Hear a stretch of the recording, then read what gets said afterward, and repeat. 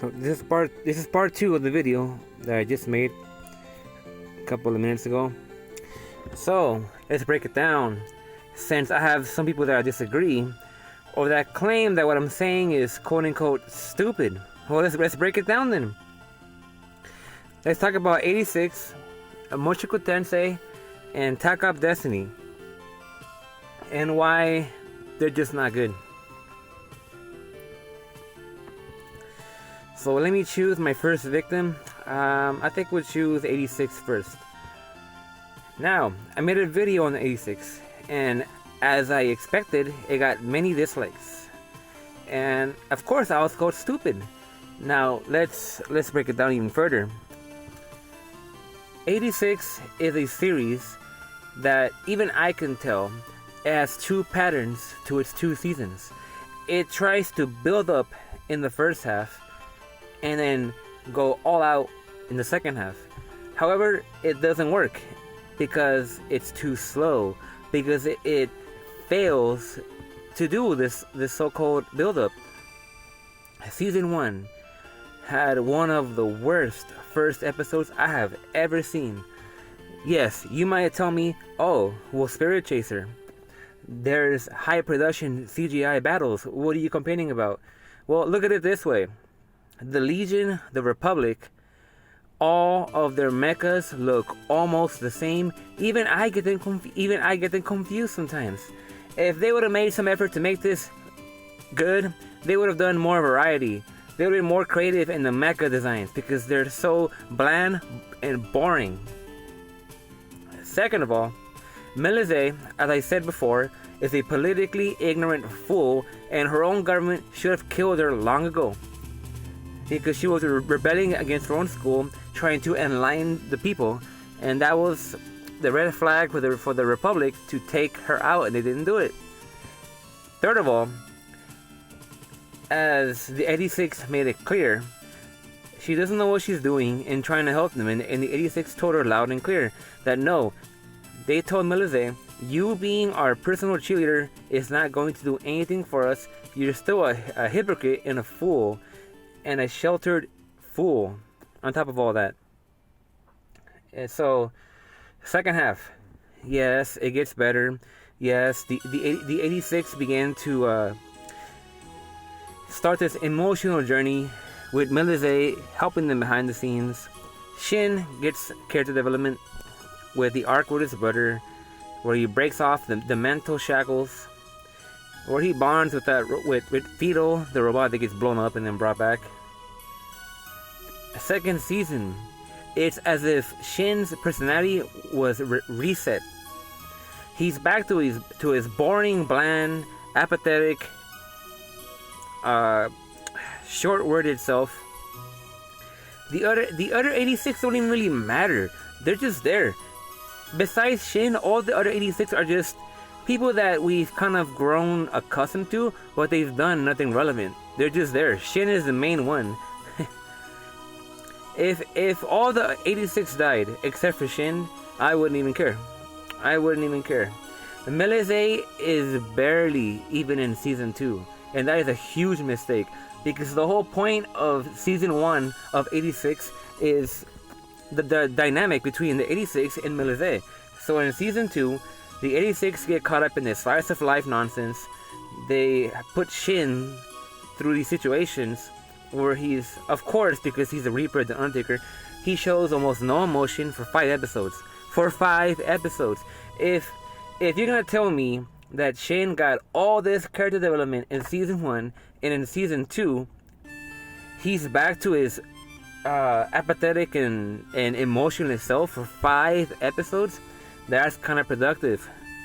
What was the point of the character development? It just doesn't work. It's boring. And you cannot prove me wrong. You cannot prove me wrong. The music is... It's alright. It's alright.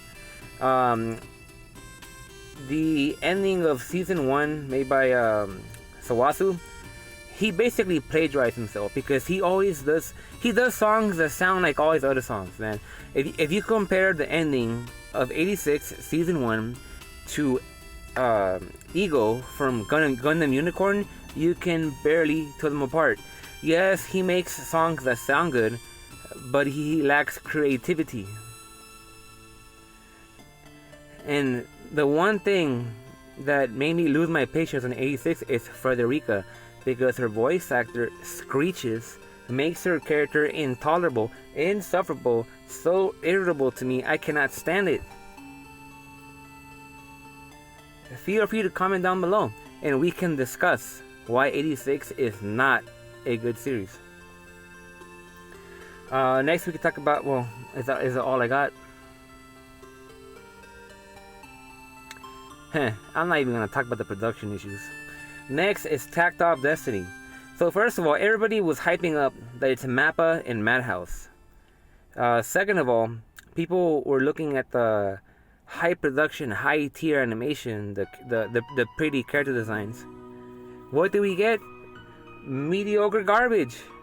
In fact, it feels like every other episode is bad. What is this story? So we have a stubborn, stuck-up pianist that stinks pretty bad, by the way, that is hanging out with a woman called Anna that serves absolutely no purpose in the anime, who is in one of the most irrelevant characters I've ever seen in an anime. And then we have Cassette, who was the only character that was likable, and they killed her off in one episode and replaced her with a drone-like, boring character that's another Violet Evergarden ripoff with no emotions whatsoever. What even is the story? They're going to New York. So they go to Las Vegas and they're on a farm, because now Vegas is apparently a farm, and then apparently they're trying to stop this evil man that took the labor of the farmers and put it into a casino.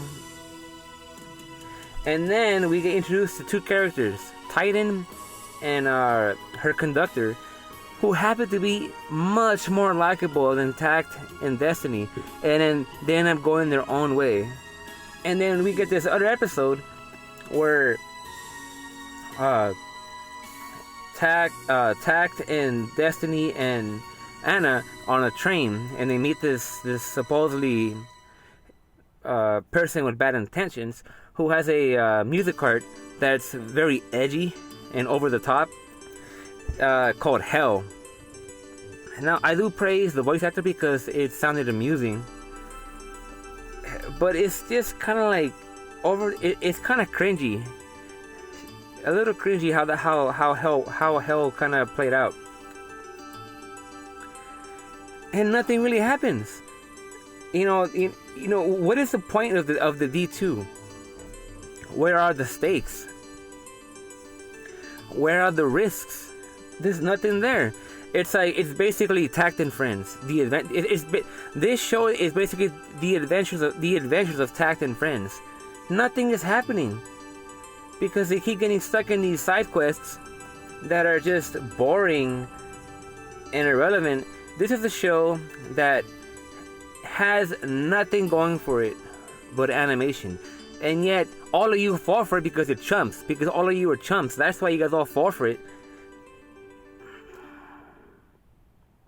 I cannot think of a single likable character except for Titan and her conductor, who should have been the main characters, because Takt is boring, emotionless, and just insufferable.